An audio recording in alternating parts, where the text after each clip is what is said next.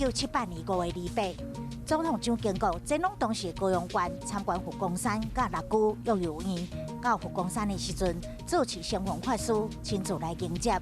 落山的路中，真侪来进香的民众见到蒋经国总统，马路过来握手，甲做伙翕相。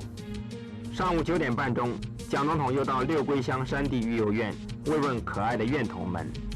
当蒋到达时，所有的小朋友们都热烈的欢迎。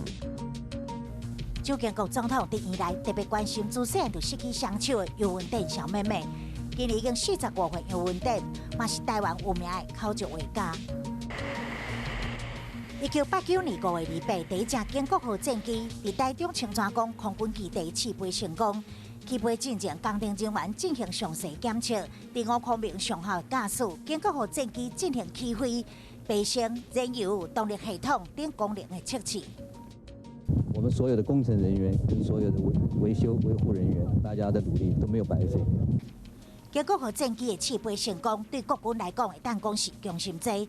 若是这台建国号战机，嘛伫1992年正式服役，执行保家卫国的工作。